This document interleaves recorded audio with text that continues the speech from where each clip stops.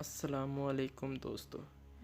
पूरी दुनिया में कोरोना वायरस फैलता हुआ अब अरब ममालिक तक जा पहुंचा है और सऊदी अरब में कोरोना वायरस तेज़ी से फैलता जा रहा है। सऊदी अरब में तकरीबन अब तक 1000 ज़्यादा मरीज़ कोरोना वायरस से इन्फेक्टेड मालूम हो चुके हैं और 9 हलाकतें इस सिलसिले में वाक़ हो चुकी हैं।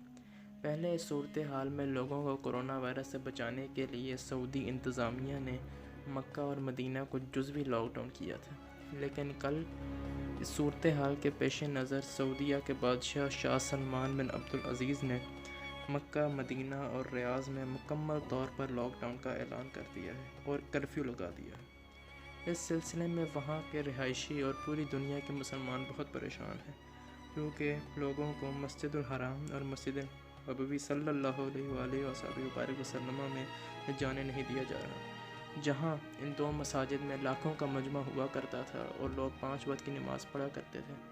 वहाँ आजकल सिर्फ कुछ 100 लोग इमाम हरम और इमाम मदीना के साथ नमाज़ पढ़ते हैं और इमाम हरम और इमाम मदीना भी मस्जिदों को खाली देखकर खूब रोते हैं। और इस सूरत हाल में यही वाज़ेह होता जा रहा है कि हम क़यामत के दिन ब दिन करीब जाते जा रहे हैं।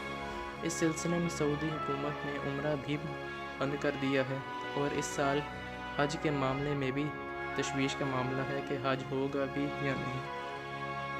एक दिन एक शख्स इमाम अली अलैहिस्सलाम के पास आया और उसने फरमाया, या अली, आप इमाम मेहदी अलैहिस्सलाम के आने की कोई निशानी बताइए। तो इमाम अली अलैहिस्सलाम ने फरमाया कि जब अल्लाह का घर वीरान हो जाएगा तो वो वक्त इमाम मेहदी के ज़हूर का होगा। और नबी अलैहिस्सलाम की भी हदीस मौजूद है कि बैतुल मक़दस की आबादी मदीना की वीरानी का बायस बनेगी। हम दिन ब दिन क़यामत के नज़दीक जाते जा रहे हैं। अल्लाह ताला हमें फितनों से महफूज रखे। वीडियो को लाइक करें, शेयर करें और चैनल को सब्सक्राइब करें। अल्लाह हाफ़िज़।